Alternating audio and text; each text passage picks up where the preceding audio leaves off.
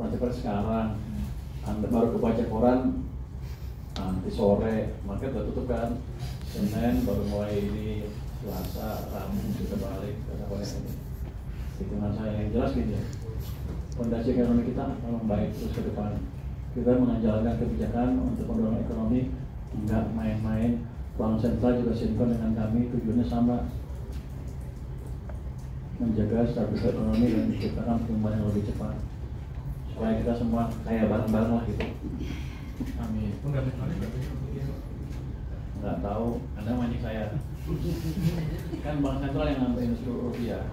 Kalau sebagai ekonom saya tahu, tapi sebagai menteri keuangan saya nggak boleh ngomong katanya. Tapi jauh lebih kuat dibanding sekarang. Kalau Anda forward looking, pemain forward looking, kira-kira tahu signal apa yang mau diambil. Pajak juga nih. Jadi kita kan semuanya sudah possible. Itu akan mendapatkan bukan kira dihitung, akan menghasilkan income yang sebesar tadi 6,5 triliun rupiah, 5,9 triliun rupiah. Jadi untuk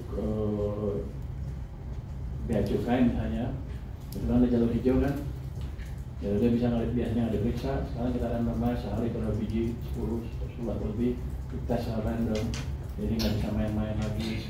Untuk rokok-rokok gelap kita mulai tangkepin seperti apa. Jadi saya harapkan sih ke depan yang gelap-gelap itu hilang dan nanti pendapatan jumlahnya akan lebih tinggi. Kita sudah melakukan beberapa langkah dalam 2 minggu terakhir. Mungkin Pak Nirwala untuk bisa menjelaskan ke teman-teman langkah apa aja yang telah dilakukan oleh Bea Cukai dalam 2 minggu terakhir.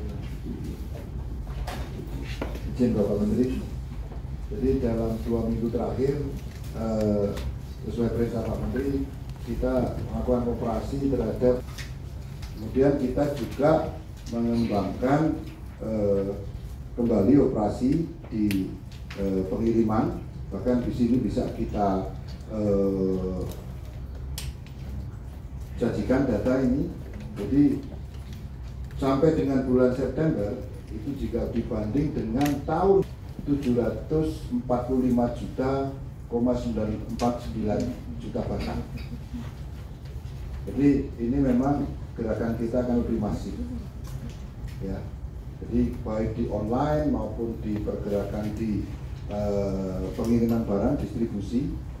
Bahkan tadi malam ya di Semarang maupun di Jakarta kita menangkap di Semarang itu sekitar 1,1 juta batang. Tadi malam Kanwil Jakarta juga menangkap sekitar 800.000 batang. Ya, itu. Gimana Pak?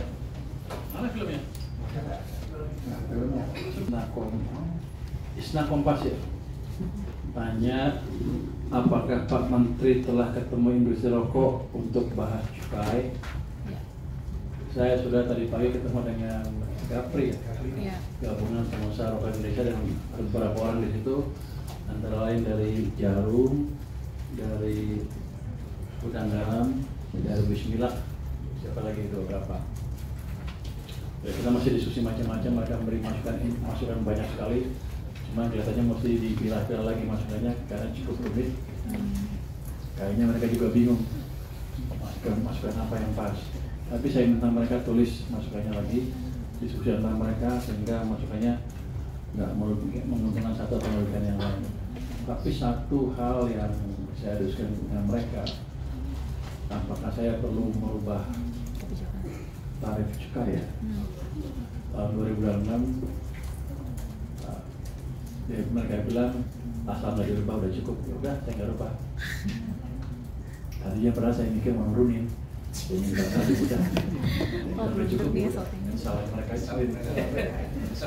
mereka itu nyesel. Kalau gitu minta turun. Untungnya dia minta konstan aja. Ya udah, kita nggak naikin. Jadi tahun 2006 tarif cukai ya kita naikin. Tapi gini, kan kita sedang mencoba membersihkan pasar dari barang-barang ilegal. Ada barang ilegal yang dari luar negeri, tapi banyak juga yang dari dalam negeri. Dari produk-produk yang nggak bayar pajak ya, berapa ini. Kalau kita bunuh semua, ya matilah mereka. Jadi tujuan saya menjaga penciptaan lapangan kerja juga menjadi tidak terpenuhi juga. Jadi nanti kita akan buat suatu program khusus. Mungkin Pak ini pernah buat kawasan industri hasil tembakau. Bisa nanti satu tempat akan ada mesin, gudang, pabrik, dan bea cukai di sana. Konsepnya adalah sentralisasi plus one stop service. Ini sudah jalan di Kudus, Jawa Tengah, dan di Parepare di Sulawesi Selatan. Jadi kita akan jalankan lagi di kota-kota yang lain. Tujuannya tadi menarik orang pembuat rokok yang ilegal masuk ke kawasan yang khusus dan mereka bisa bayar pajak sesuai dengan kewajibannya. Jadi mereka bisa masuk ke sistem. Jadi kita nggak hanya membela perusahaan-perusahaan yang besar saja, tapi yang kecil juga bisa masuk ke sistem dan tentunya bayar cukai kan. Kita atur supaya mereka nanti bisa berkompetisi cukup dengan perusahaan-perusahaan besar. Jadi minta ada perusahaan-perusahaan besar minta supaya mereka masuk ke market perusahaan kecil tadi, dibolehkan membuat rokok baru dengan harga yang sebanding gitu ya. Ya bagus untuk dia. Tapi saya itu kan matiin yang lain. Saya akan pertimbangkan masukan seperti itu. Tapi yang kita atur adalah supaya yang kecil bisa hidup, yang besar juga bisnisnya nggak terganggu secara tidak fair gitu. Jadi ini perkembangan ini mah nggak jalan semua nih. Kalau tanya teman-teman di sini, udah ada tuh kawasan industri hasil tembakau di berapa? 224, 5 tempat. Kok masih nggak jalan? Berarti masih nggak jalan, masih nggak bagus jalannya. Kalau Warnikas bagus-bagus terus, itu. Ini Pak udah ada 5. Kalau ada 5 kan nggak ada masalah dong saya. Ternyata masih ada kan, berarti belum jalan. Nanti kita jalanin lagi ya, kita betulin ya. Kita betulin Pak. Kenapa? Siap. Jadi yang jelas penindakan terhadap rokok gelap akan amat signifikan ke depan. Jadi mereka jangan main-main, tapi ini kita kasih ruang mereka hidup juga dengan menggalakkan kawasan industri hasil tembakau atau langkah-langkah lain yang diperlukan sehingga lapangan kerjanya masih tercipta dan yang kecil juga UMKM masih bisa masuk ke sistem, tapi dengan fair dan membayar pajak. Tapi saya dengar kecil-kecil tuh puluhan miliar, ratusan miliar ya. Jadi nggak kecil-kecil amat tempatnya mereka. Jadi pabrik rokok kecil itu nggak kecil-kecil amat tempatnya. Bukan omset kecil, omset puluhan miliar, jadi besar juga. Tapi tetap kita akan kasih hidup dan masukin ke tempat yang bagus dan yang legal. Ini kan kita sama dengan Pemda juga nantinya. Itu mungkin. Pak. Sedang disiapkan kepresnya. Mudah-mudahan minggu depan bisa ke istana. Pak, tapi dari semua kinerja Bapak masih ada aja oknum-oknum yang kritik Pak, termasuk Rocky Gerung mungkin seperti itu. Masih aja ada mengkritik tentang kinerjanya Bapak seperti itu. Aja nggak apa-apa, kan semuanya nggak bisa puas. Itu presiden aja kepilih berapa? 58, 30 aja kan nggak puas kan? Itu hal yang wajar. Tapi kan gini, dengan berjalannya waktu, kalau saya bisa balikin ekonomi dari 5 ke 6% atau lebih lagi, Rocky Gerung harus minta maaf ke saya. Ya Rocky Gerung ya? Ya Rocky Gerung.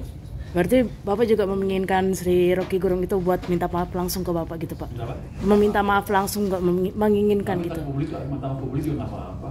Itu kan itu semacam kontrol juga buat saya. Artinya gini, jangan terlena juga lu tidur dulu. Tentang di Kementerian Keuangan anak buah yang banyak gajinya kayak sama dia.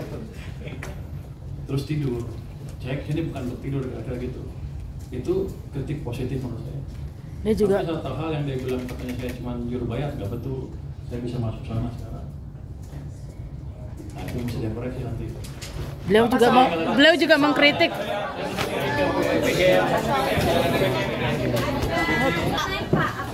Pak soal insiden Freeport.